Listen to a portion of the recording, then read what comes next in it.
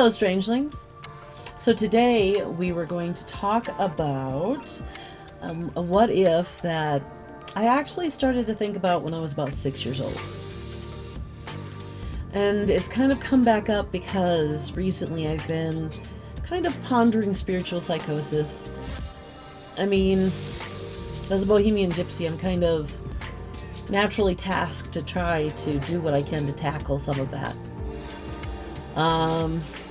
And one of the big things that's happening a lot online right now is a phenomenon called starseeds. You guys might have heard of these. These are people who feel like they came from other stars. So they're the seed of, say, Arcturus or Polaris or Polaris 1 or, so on and so forth. I said Polaris and I forgot how many Polarises there are. But, like that. So, these star seeds kind of bring up an interesting thing for me.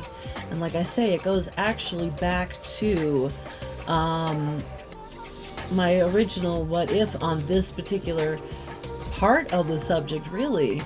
And that was, what if Yahweh is actually some form of scientist, an alien scientist? A lot of people have theorized he's a child.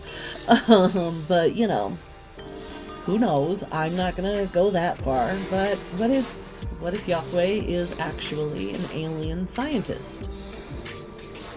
Because here's where it started out for me. The first thing I noticed was, at the beginning, the book of Genesis. In there they talk about the creation of the planet. And if you actually look at that, and you actually think about it in an artistic view, as if you are, say, telling someone maybe a few thousand years ago what a nebula is.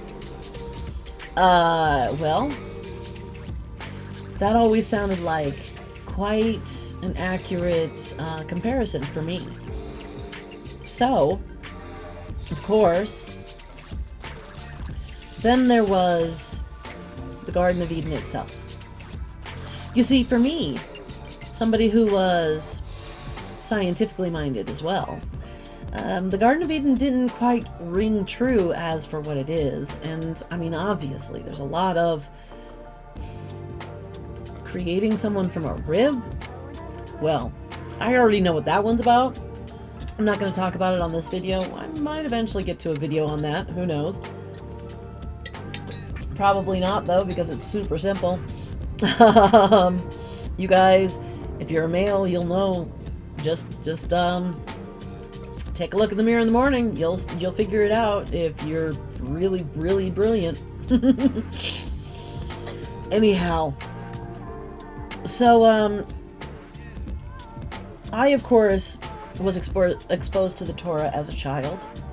Sorry, I have a tickle in my throat, and it's just... it's really getting me, guys. So, I actually was exposed to the Torah as a child, even though I was raised Methodist. And that's because my stepfather, for a time, had decided to study Hebrewism. Judaism? Sorry. He decided to study Judaism. And I was right there along for the ride. I mean, we started eating turkey bacon almost all the time and hardly ever had pork, even though I really like pork.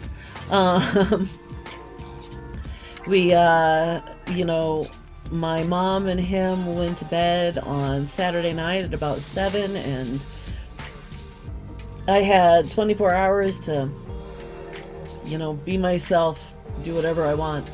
And I was expected to be taking care of myself instead of instead of essentially having my mother take care of me. I mean, I wasn't exactly having my mother take care of me much back then because I was a teenager by then, but, not really have any little things happen. Emergencies would have been fine, but I rarely had emergencies. I just was a big klutz. Anyhow, because of that, I got exposed to the more broad stories when it comes to the Old Testament, because, I mean, I really hope, especially if you are Christian, I really hope you do know, but the Old Testament is the Torah. If you want the full story of the Old Testament, you have to look through the Torah. You do. But anyway. So, from what I remember from the story of Lilith, Lilith was, in fact, a fully formed human, or a fully formed humanoid, hominid already. From the story I remember, it was someone he picked up. Just like bears, just like wolves, just like all the other animals he placed in the Garden of Eden. In fact, those who believe that Lilith was Adam's first wife, you're kind of flatly wrong. Lilith is actually just the first human, as far as Yahweh is concerned. So,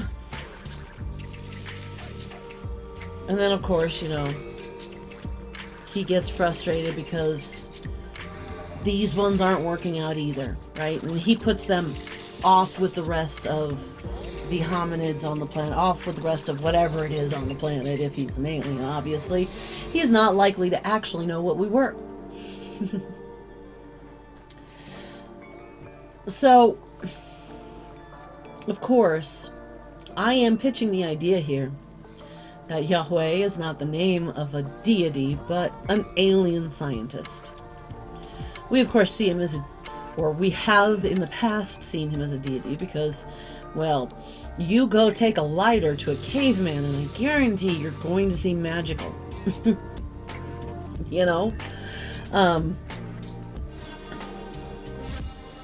But the reason why it's on my mind is because if you are a scientist and you are an empathetic human being, you actually feel what others feel, including outside of your species, like I do, you may actually, and especially if you don't actually know what's going on and and all, you may actually, if your lab mice, say, do not have a contaminant in them, do not have something that will, you know, kill off everything else, unless that's the goal, you would likely actually put your mice out.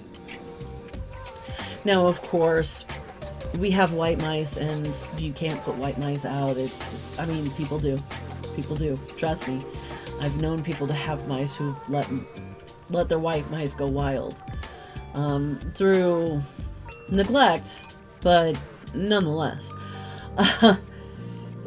That actually, if you think about it, really makes it more egregious, but still. But yes.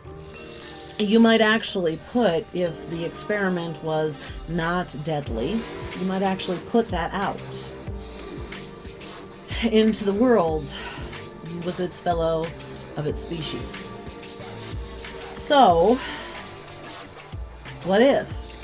What if Yahweh was a scientist who got bored or decided he had something else he needed to work on quick and just passed away before he could come back, decided that this wasn't worth coming back to, whatever. Of course he would have left his little lab mice behind amongst their own, or at least what seems like their own species. So, we have genetic memory. Humans, other animals, plants too, have something called genetic memory where our genes remember certain things. And because of genetic memory, for instance, things like insomnia, starvation mode, hoarding more fat in your body than what most average people do in a healthy situation. Things like that are actually inherited because of genetic memory. And cellular memory too, by the way. So, what if these people who are sitting here calling themselves starseeds, talking about their gods coming back and then everything being righted again, what if these people are in fact the descendants of the lab mice? And what if they've been abandoned? Unfortunately, perhaps they actually deserve our sympathy, our kindness, and our gentle guidance, instead of our ignorant way of insulting until they form the way we want them to, and various other things that many of us as humans have grown into the habit of over the centuries. Maybe they are the sheep that need protection. Maybe a million other things too, guys. I don't know. It was an interesting thing that caught my attention the other night while I was soaking and just thinking of one of my favorite singers, actually. Well, I wasn't really thinking of her. I was listening to one of her songs. And it really made me wonder if that's really a possibility of what's happening. I don't know, guys. I'm one of those, a deity has to walk up to me and tell me why I need to be worshiping him. He can use some kind of force power all he wants and cause me to fall on my knees, but that's not still my worship. My worship isn't here. And until anybody can prove that they deserve that worship, I'm just going to keep being me. I'm just going to keep rocking bringing you guys love and joy. And with that, guys, remember, it doesn't matter who you are. I love you guys. Take care of each other. And I will see you guys in the next video.